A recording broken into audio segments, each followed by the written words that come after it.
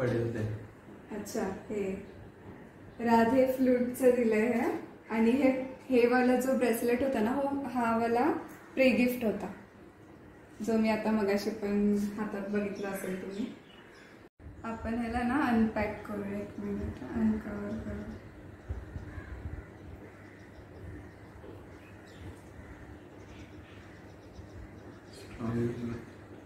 हे बघा, ही C natural वाली फ्लूट आहे.